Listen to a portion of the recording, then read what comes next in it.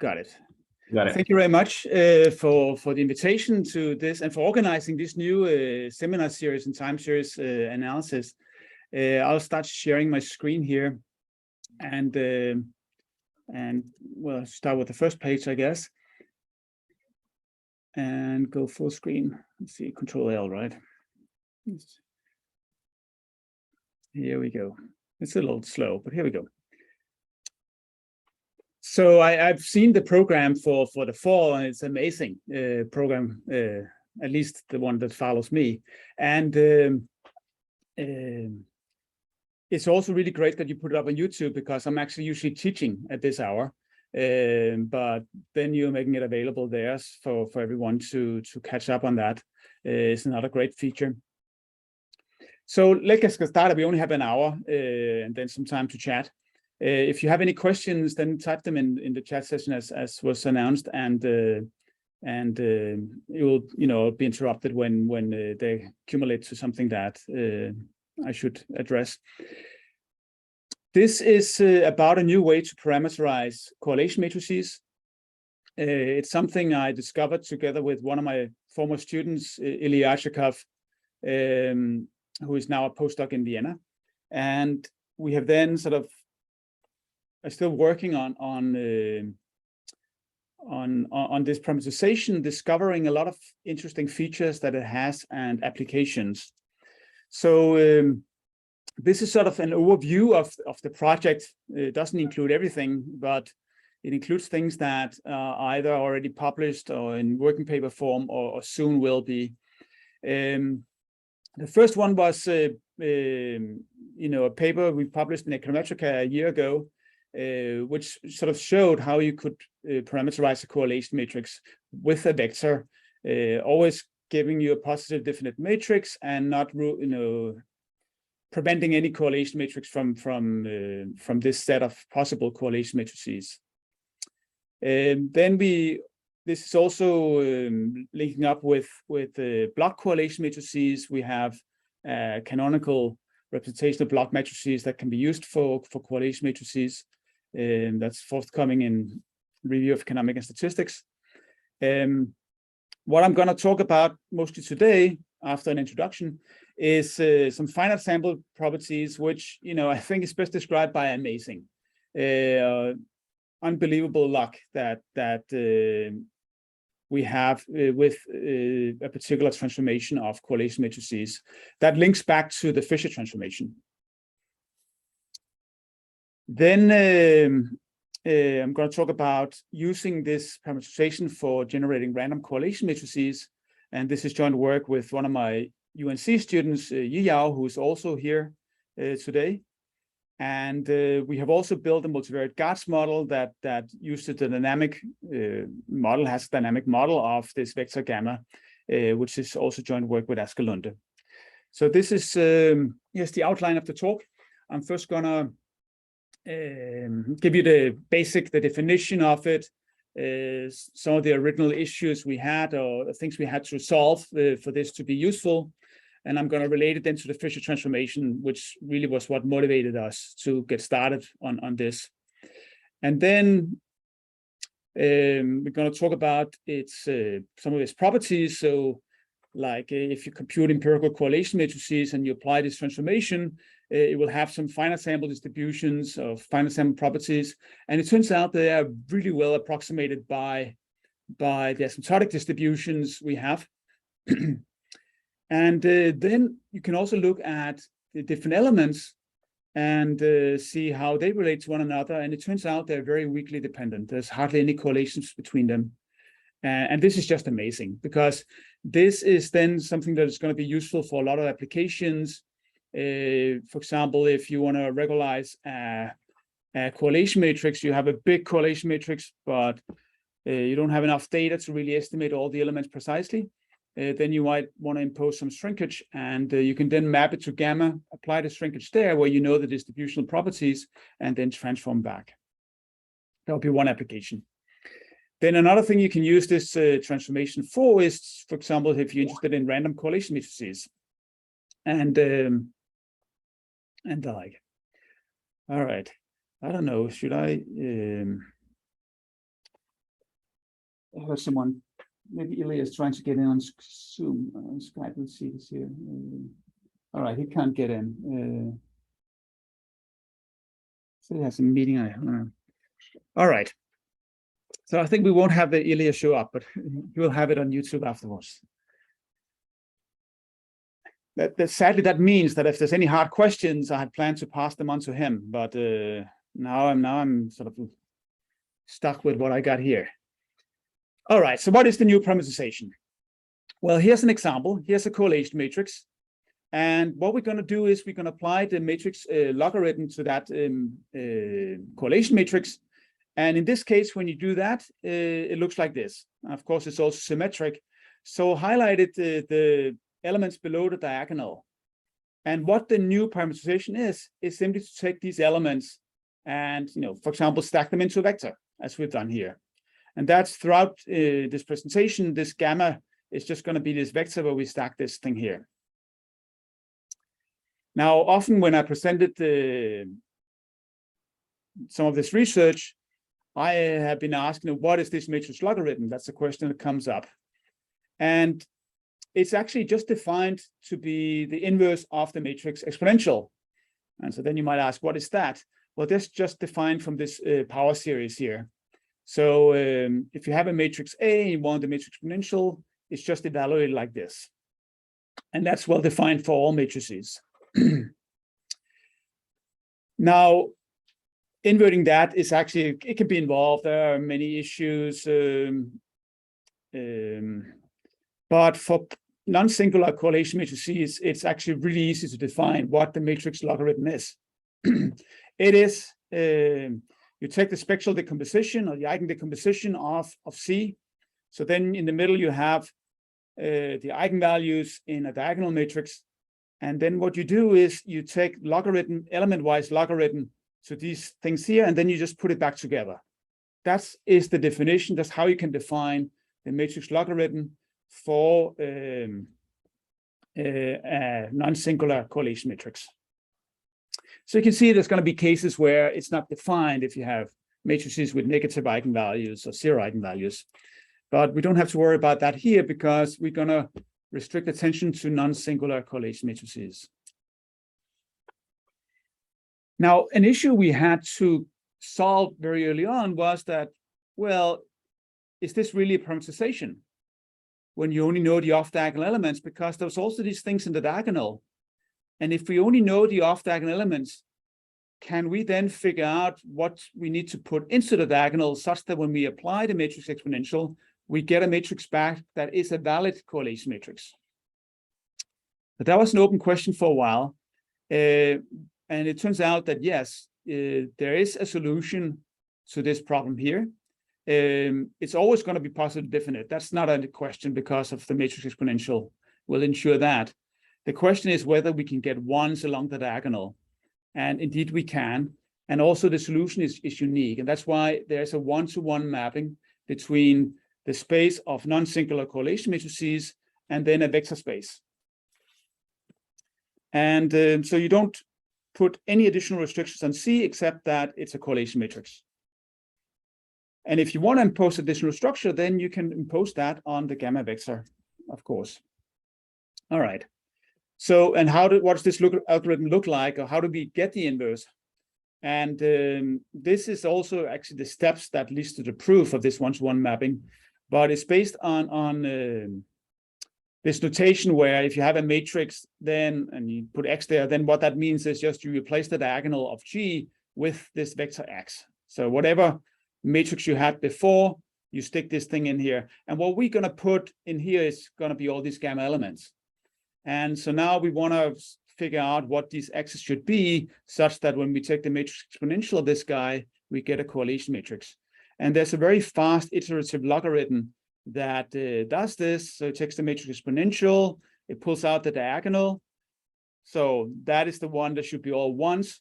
Then it applies element-wise logarithm. So if you had a correlation matrix, then this thing would give you zeros after you take log to all the ones. And then that would mean that you have found a fixed point for this. And that is actually the proof, is to show that this is a contraction such that there's a unique solution and it's always there. And this algorithm will converge very fast. All right, how do we get this idea? Well, I had an earlier paper with Askalunde and Valery Verve model a sort of bivariate guards model, where we modeled variances, as you usually will do with univariate guards models, but then we modeled the dependence between them by modeling the correlation. And to work with something unrestricted, we had applied the Fisher transformation to that correlation. And then we modeled that unrestricted, because that's just a real number. And then what we discovered was that if you take some matrix logarithm to a correlation matrix, well, what pops up in the off diagonal here is actually the Fisher transformation. And so that was why we got the idea, why don't we take matrix logarithms to the correlation matrices, not just with n is 2, but also 3, 4, and 5, and work with these elements. And by the way, the Fisher transformation is this guy here, and it has all these great properties that I'll discuss next. And it was introduced about 100 years ago. Okay, so what did that Fisher transformation solve? Well, if you take sort of a standard classical setup, then a simple correlation coefficient is asymptotically normally distributed with a variance that is, depends a lot on rho itself. You can see how it goes to 0 if rho approaches plus minus 1. And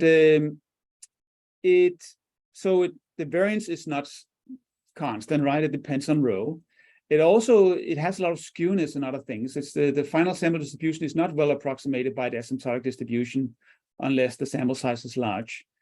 And that was what Fisher solved. He proposed this way of transforming the correlation. And then if you want to test hypotheses about correlation, you could just test them about this one-to-one mapping of the correlation using a standard normal.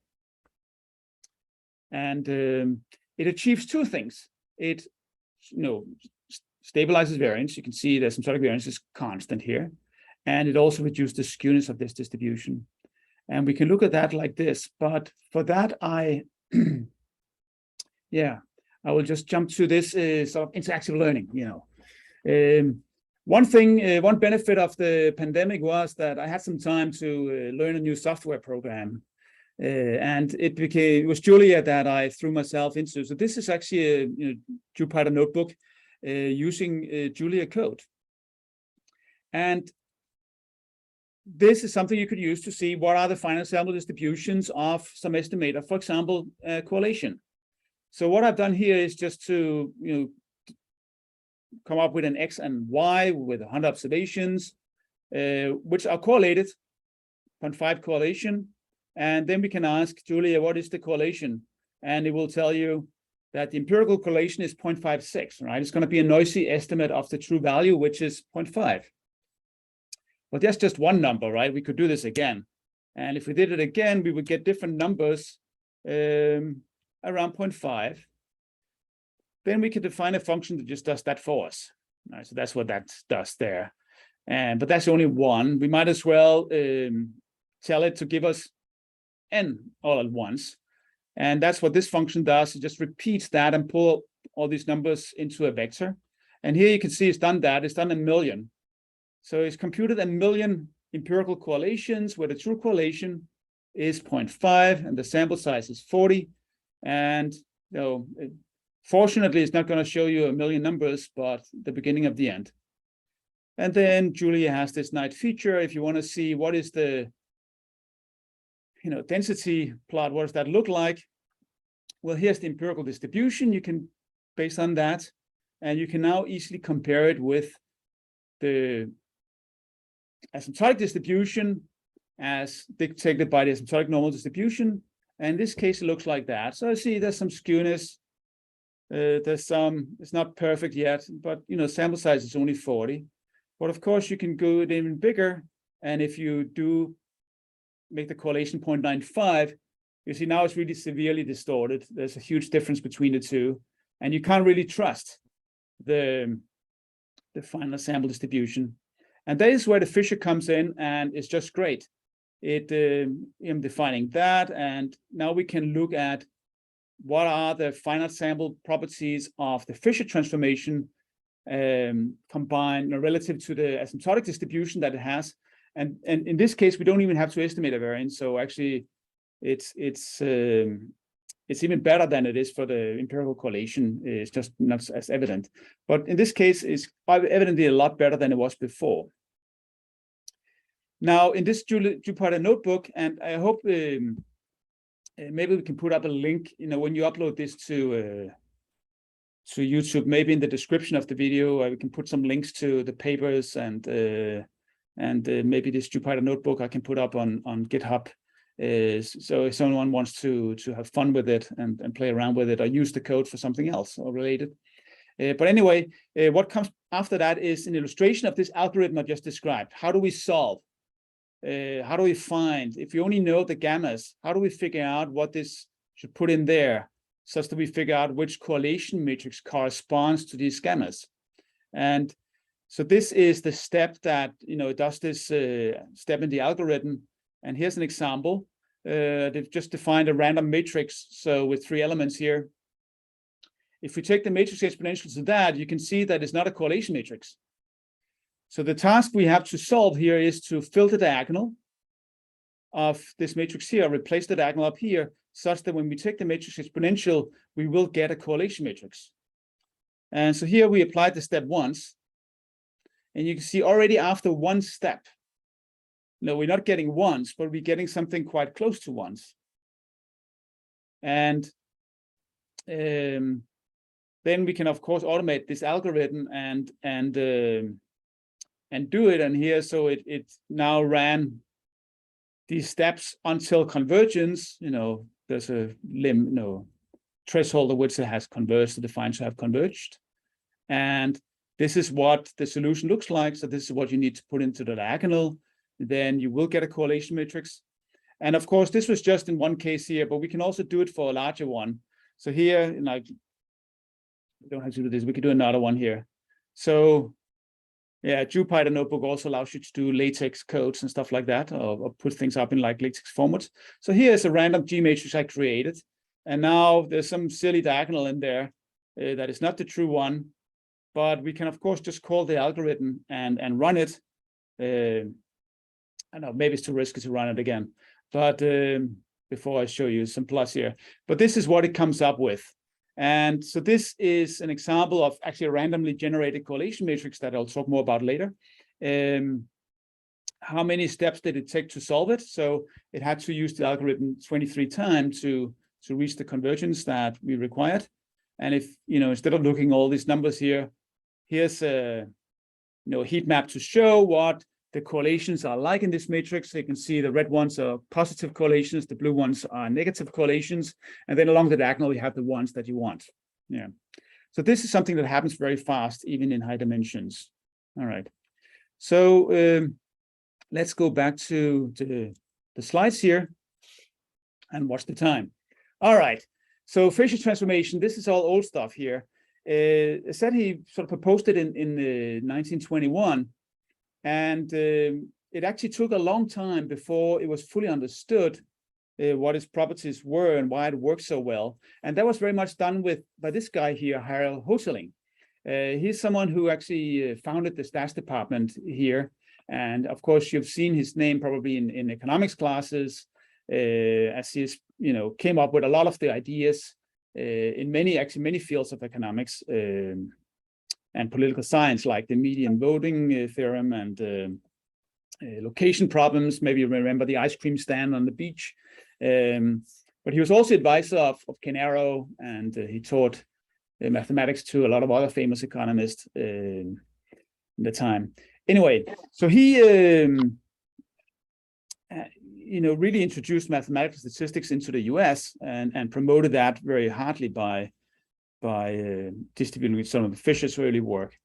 And he went to the UK, this is 1954, a long time later, and then presented some new results about the Fisher transformation of the correlation.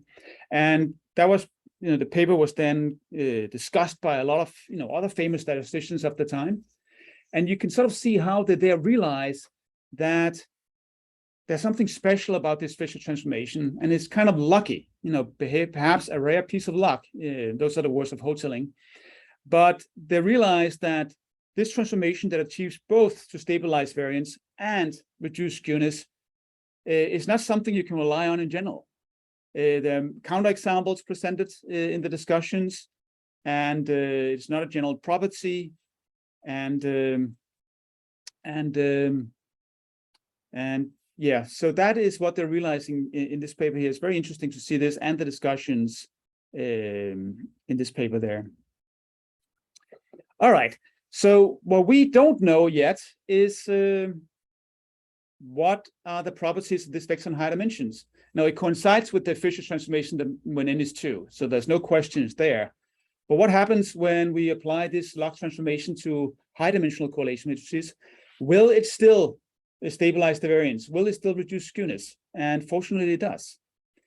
And then there's like a third property that is new, something new to consider. That is, what kind of dependence do we have between these elements of this transformation? And this is what's really amazing, is that they are almost uncorrelated. They're very weakly correlated. And the higher the dimension you have, the less correlation you have between them. I think that's amazing. So now I'm going to present results from this working paper. We haven't uploaded this to Archive yet, but I think it'll take a couple of weeks to really polish it up. So it's to put it up there. But I will show you the results from this paper. Now, so what we're going to do is we compute the empirical correlations as you usually would. We're gonna, so for example, you have an empirical covariance matrix where you divide this by some number here to get the empirical covariance matrix, and then you infer what the correlations are from that, just the usual Pearson correlations. Often it's gonna be simulation results. We don't have analytical results because we haven't been able to derive those. This matrix logarithm is not very easy to work with, except in very low dimensions 2 and perhaps also 3, but you have to solve roots of polynomials that get very high, and we don't have those except in small low dimensions. So we're going to present simulation-based evidence. Often we'll just be drawing something from a multivariate normal, but we also will draw from actually an empirical distribution of vectors. So this is very non-normal. And the results are very similar. So that's good news. So here's something that was actually, it didn't make it into our econometric paper. Well, it made it into the supplement. There was not room for it, given the constraints we were given. But this is where we already showed for a particular type of correlation matrix, it's a Toeplitz matrix, that the marginal distributions of this new parameterization were looking very, were very well approximated by the asymptotic normal distribution, as you can see by these QQ plots.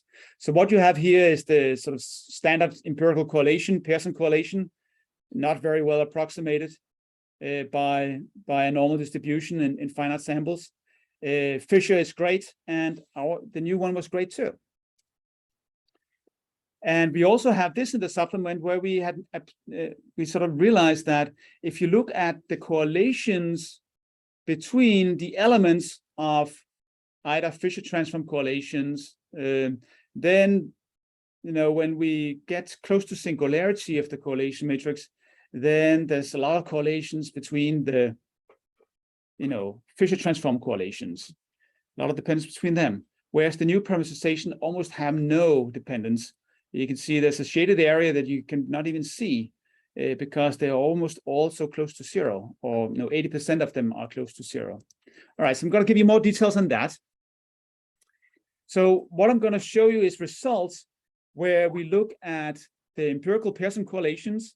Then we're going to apply the Fisher transformation to each element of those. So that's going to give us another vector. And then there's going to be the new way to parameterize the matrix.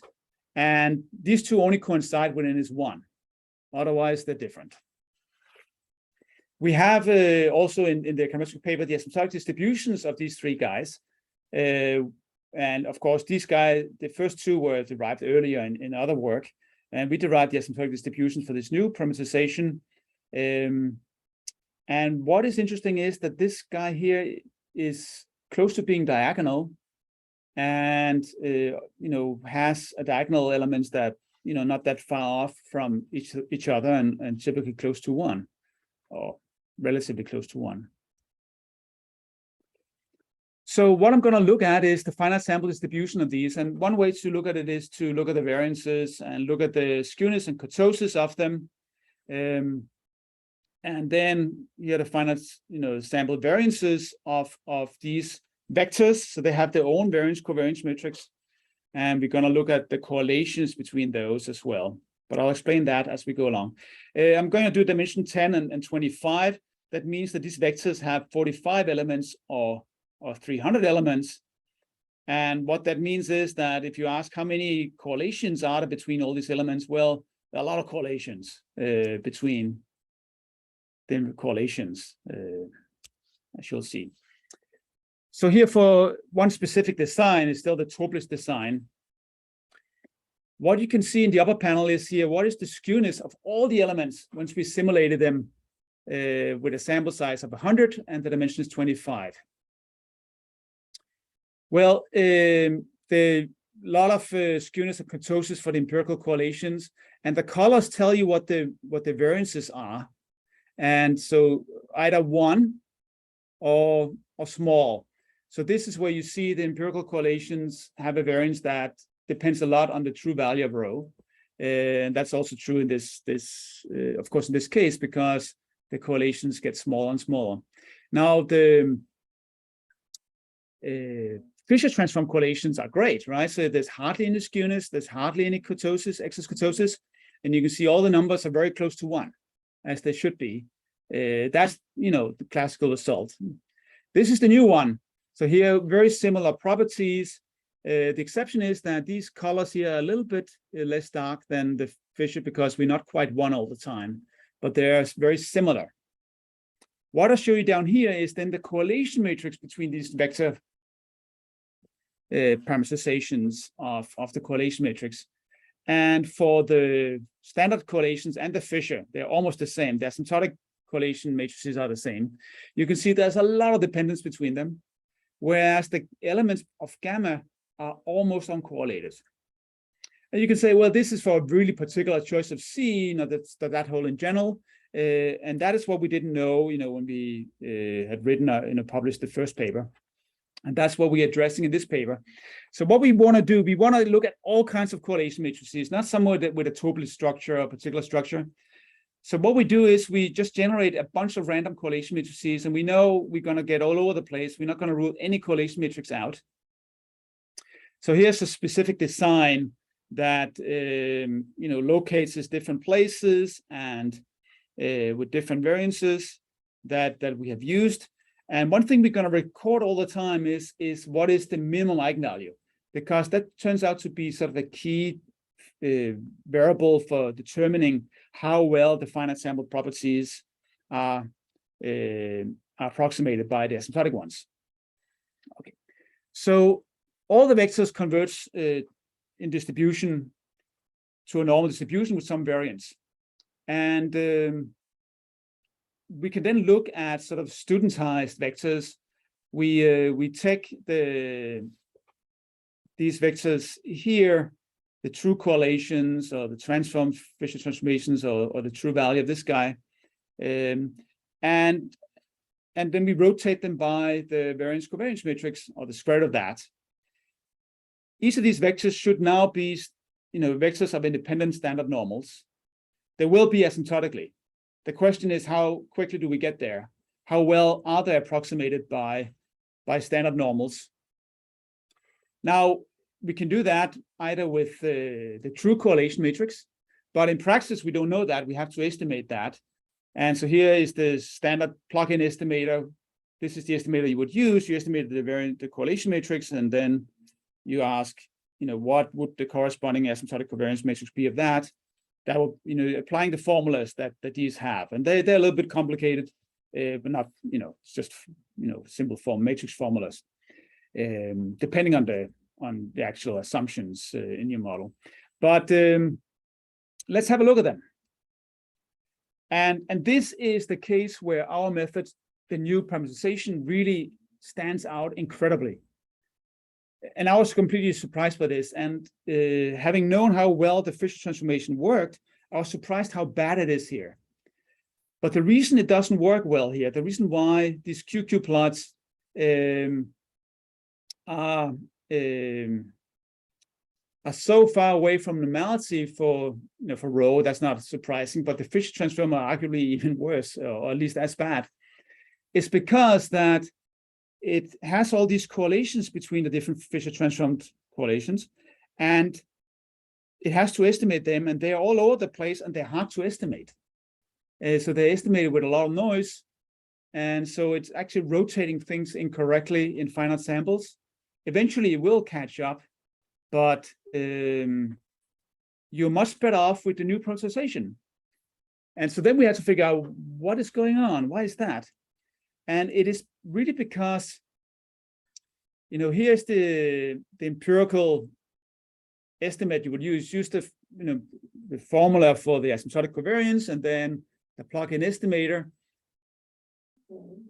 And let's see, I think there's a typo here. This should be without a hat here. So this is the true correlation. You plug that in. We ask how far away from each other are those two, and we can, for example, measure that with the Stein loss. That's one metric for that, and we can do that for each of the estimators, either just the correlations or the Fisher transform correlations or the new parameterization. And we're using a log scale here, so you can see how things go down. And along the x-axis, you have the smallest eigenvalue, which is the one that really captures most of the potential issues. When that's really small, the finite sample properties start to break down. But what you see over here is that we're really at a different scale. We're down at -2, -3 over here. So these are orders of magnitude more precise. And the reason for that is that the asymptotic covariance matrix of gamma doesn't depend very much on C. So when you estimate C and you get a noisy estimate of that, it's not going to mess up your estimate of the asymptotic covariance of gamma, not very much. So when you do the rotation, you're roughly doing the right rotation of them, and therefore you get a vector that is approximately having elements that are standard normal. And yeah, this scale here is again, I'm saying is log scale. It's really orders of magnitudes more precise in this metric here. So here you can see what kind of dependence you have. What are the correlations between the gamma elements? If you look at different dimensions and a small sample size, and again, what is the smallest eigenvalue of the true correlation matrix that matters? So if it's 1%, then you're here, and you can see there is some dependence, but they're still around 0. And as the dimension increases, things actually get better and better. You get the shaded area has 80% of all the correlations, and then you have the min and the max, both the final sample one and the asymptotic ones, and the two are very close, you can see. And then at higher dimensions, or higher sample size looks like this, and we can compare with the Fisher transform correlations, and you can see they are much more all over the place in ranks and scope, and that is what is making it hard for these other estimators to estimate them. Anyway, let's do another application, which is instead of drawing numbers from a multivariate normal, let's draw from a non-normal distribution. So what we did was we took from a French industry portfolios and over 2 years of data, computed what the correlation matrix would look like for these, just using daily returns. And you can see what the minimum eigenvalue is for this matrix here. So it will be around by around 7% in this case. And if you're wondering what is if you take matrix logarithm to that, what does that look like? Well, here it is. It looks like this. And a feature you can see is that here the largest element, wherever the largest elements are, is also going to be where the largest elements are in C. So each of the gamma elements is mostly going to contribute to the corresponding C, but it's a nonlinear transformation, so it's sort of gamma gets spread all over the C's, but primarily to the same element in the matrix. So what we do next is we take these 500 vectors or 503 vectors we have, and then we draw from that distribution, it's a very non-normal distribution, with replacement, and then we compute the correlation matrix that we get from this resampling scheme, and look at its properties. We know what the truth is because it's an empirical distribution we draw from. And here we look at skewness and kurtosis for this non-normal distribution. So this is the same kind of plot that I showed you early on, when Ilya came up with this. It's a great way of having a lot of information in one plot. So you have the skewness, you have the excess kurtosis, and then the color codes is what is the variance of the element. So here all the variances are close to 1. Same thing over here. And here you see different colors, meaning that some of the variances of these correlations are much smaller than 1.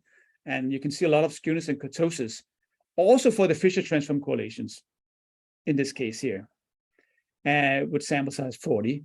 And the new one looks like this. It has some things standing out. And when we increase the sample size, the Fisher and the new parameterization gets closer to where you would expect them to be. And it will take much longer samples for the empirical correlation to get there. Here you have higher samples. You can see eventually we will get there for all of them. We can also look at contour plots. This is another way to look at the distributions and talk about why these elements are correlated. So if you look at empirical correlations, this is just from 2 of these industries. The correlation, we estimate the correlation between 2 industries, and we estimated the correlation between 2 other industries. And then we ask what kind of dependence do we have between these 2 correlations when we estimate them. And so there's a lot of correlation between them. And what happens with the new parameterization is that it gets much closer to circular plots, or plots where you have them be uncorrelated, ellipses that go along either the x-axis or the y-axis. And here you have, even much higher dimensions. It's not really being resolved by the Fisher transformed, but it looks really nice for the new parameterization. And we look at all the years. This is a period where things were particularly troublesome for these estimators here. There are other years where they don't look bimodal, like they look no more like this. But in this period, you have like bimodal behavior of these things. All right, so that is this is the important results about this new parameterization have these finite sample properties. They are well approximated by the asymptotic distributions, and I'm going to repeat, amazingly, they are almost uncorrelated. That means that if you want to test hypotheses about C, you can map it to gamma, and then you know that you can just take this vector and it's it's asymptotically distributed like this, and you can kind of rely on that to test hypotheses about C. Or if you're someone who wants to shrink a correlation matrix, then you can just do stuff to this gamma vector, for example, James Stein shrinkage of the elements. You know what the variances is, they're approximately uncorrelated, or you can first rotate them and then do James Stein shrinkage. So it's going to be useful for all that. Now, so here's another paper, and that is together with Yao, a graduate student of mine here, and also Ilya, who is the postdoc in Vienna. And by the way, both of them are going to be on the job market this year. So, this is a unique chance for you. And she was able, by the way, to join. Oh, Ilya's here? I think so. Oh, good. So the hard questions will now be passed on to him. So what we're doing here is we're going to use the new parameterization to generate random correlation matrices. This is something that is actually used a lot in Bayesian analysis. In the frequency analysis, you might also use it because you're studying the properties of a model or an estimator, or some performance of some method you have. and you don't quite know what correlation there is, so you sort of want to explore a rich set of correlations, so you generate random correlations. Well, here's a new way to do that. And this paper is in a really good shape. So that will come up on Archive and very soon. And if you need it before, I think we'll be happy to share the version we have already now by email. But I'll ask Ilya and Yao first. Okay, you can ask, if you want a random correlation matrix, this is a question that came up in some talks, is, well, why don't you just do a simple approach? You generate a lot of uniform distributed random variables on -1, 1, or some other distribution there. And then you check if it's a positive definite matrix. You throw away the ones that have negative eigenvalues. This is one way to do to generate a random distribution on the space of correlation matrices. It's sort of the uniform distribution on that space. But it's not a very good way. There's actually other ways to get the same distribution, and it's actually terribly inefficient. The resolution is not so good here. But what I show down here is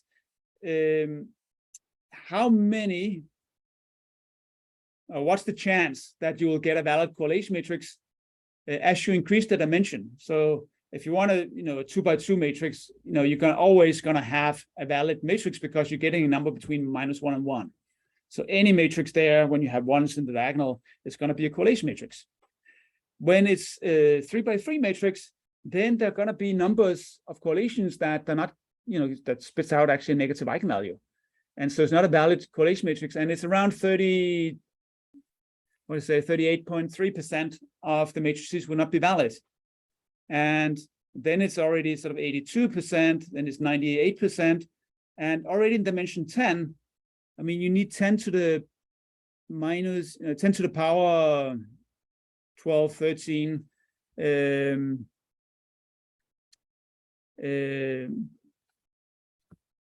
You need to draw that many matrices before you just get one.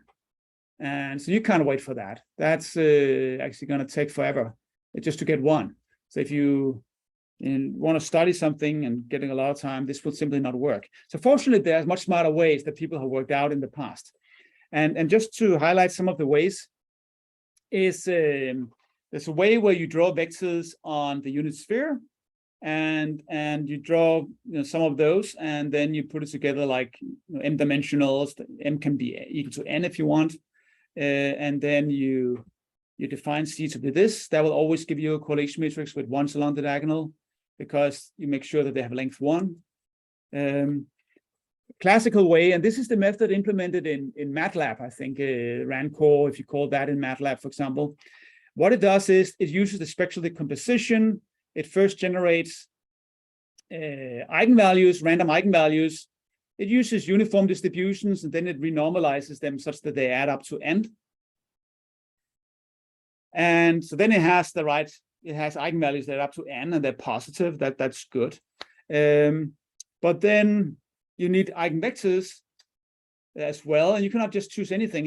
In fact, they're very rare, the kind of eigenvectors that will give you a correlation matrix. But there's an algorithm that is used, given rotation are being applied in a sequence of steps, and then you get a Q that works. And the different improvements. Higham has I think the most efficient method that might be the one implemented in MATLAB and available in other software as well.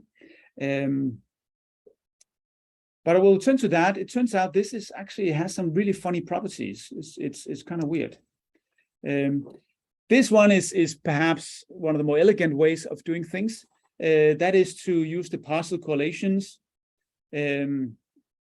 You can parameterize a correlation matrix just with a bunch of partial correlations. And if you choose these partial correlations to be distributed beta in a very particular way, then you can actually get all your correlations to have a particular marginal distribution, and you can actually get this uniform distributions that you can get with the naive method as well. That's a particular way of doing that. This result for the partial correlations was probably anticipated by an old paper by Ole Barndorf-Nielsen and Skov in 1973, where they showed for an AR model that ARP, that you could parameterize that with the partial correlations as well. And I think Joe became aware of that after he wrote his first paper, because he has a follow-up paper where he parameterizes sort of an AR correlation matrices using that approach. So here are some examples if you use these methods. Here's random gram where you had the uniform distribution of the sphere. You can actually get uniform distributions when the dimension is 3. Then there's not a gram method I didn't show you, but it generates the same random distribution. It just uses the gram method with some angles, and it's perhaps the most commonly used method in some Bayesian literature, at least, because it's more efficient than the pack. It's faster. But it gives sort of these marginal distributions for the correlations. It gives these contour plots between two correlations that you get in the matrix. And these are the density plots that you get for the random, for the eigenvalues. And that this parameter you can move around if you want one distribution or another beta distribution. Then there's the eigen decomposition method. And this is the one that looks weird. Look, it gets this bimonodal distribution. And they're not the same. It gets different marginal distributions. And the contour plots looks just weird, right? It has all these peaks at various points. And that's because of this algorithm that has to be used to find eigenvectors that actually gives you a correlation matrix. So that's just weird. And so we looked at that. We saw, well, maybe it's our code that is something weird with, but we actually checked it with the MATLAB code and it gives the same, all right? So it's not because of the way we coded it up. And here, what it looks like in high dimensions, it can look even more funny that some correlations have one dependence, some other correlations have this dependence with 2 modes or maybe 4, and then you have like 4 different local maxima here, and very heterogeneous distribution of the marginal distributions. So basically, when you use this method, the random correlations you get out depends on how you order the variables. So it doesn't have this invariance. I think that's an unappealing property. It will be in some applications at least. So what are we going to do? Well, we have this new parameterization. And if you have a density on this vector space, then that will map to a density on the space of positive correlations, just using the usual formula where you have the absolute value of the determinant of the Jacobian when you do this mapping. And so we have formulas for that. And we have some special cases where we can work out exactly what are the distributions on the correlations when we use specific distributions for the gamma vectors.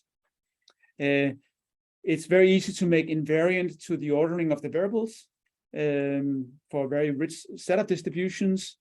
And we can make all the margin distribution the same. If you, for example, if you make this IID, the general result is more general. You can do a little bit more than that. You can have common factors and index specific factors or component, and you still achieve all that as well. This is the result. Now, in the interest of time, I'll just skip over that and just show you some examples. So here we just drew from a multivariate normal of dimension 3. Same setup as I showed you for the other methods. And so you can see if you have a lot of variance on the elements, then you get something that often gives you a near singular correlation matrix. Then if you increase the variance, you get marginal distributions that get closer and closer together, more and more concentrated. And always are these joint distributions very circular looking.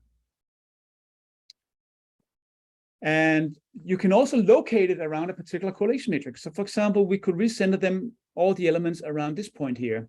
This will correspond to a correlation matrix where all the correlations are 0.5. And but then there's random noise. So because of if there's a lot of randomness, you again get thrown into this corner where a lot of them are singular. But then as the noise gets smaller and smaller, as omega is made smaller, you can see they get concentrated in the neighborhood of the correlation matrix that you put them around. So if you want random correlation matrices in the vicinity of a particular correlation matrix, it's very easy to do because you just figure out what is the gamma vector that corresponds to the correlation matrix you want to use as the local neighborhood, and then you add noise there. Now, this method can do a lot of things. For example, if you want a different dispersion of the different correlations, then you can do that. If you want similar dispersion, you can achieve that. If you want them to be approximately uncorrelated, not perfectly, but then that's something you can do at least locally. And like I said, if you want to do random correlation matrices in a neighborhood of a matrix, you can do that. If you want to approximate the distribution of an empirical correlation matrix when T is for very large samples, perhaps very large T's, then it takes a long time to compute. Well, here you can just do it in one draw, and there's actually a way you can just draw from the asymptotic normal distribution there, it turns out. So that's another application, perhaps. If you want matrices with particular structures, so here, for example, equicorrelation, then you could do that. For example, if you impose the logistic distribution on this common element of gamma, so you make all the elements of gamma the same, and then you assign them to be drawn from this logistic distribution, well, then it turns out that the empirical correlations, or the correlations that come out of this approach, will be uniformly distributed on this interval. This is the interval where the correlation is allowed to live in order to give you positive definite correlation matrices. So this is a case where we know which distributions on the gamma will lead to which distribution on the C's space of correlation matrices. Now, again, also in the interest of time, I might skip over this, but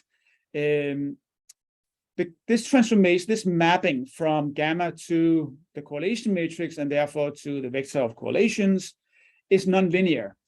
But we can do a Taylor expansion. So locally, we can have this linearity, linear approximation to it. And so we know that if we have some distribution here, then the variance of this guy is approximately going to be the variance of this guy, and then multiply by this from left and right. And so we can use that to get distributions that are approximately uncorrelated. We can also have different variances of the gammas. So here you have two, we can look down here where we also did rotation. But basically we make the gammas have the same variance, and then you get these very nice circular plots. But when you give one of the gammas a lot of variance, more variance than the other, like a factor of 10, then the corresponding correlation gets a bigger variance, whereas the other one is largely unchanged. And that's because the mapping from gamma to correlations is approximately diagonal.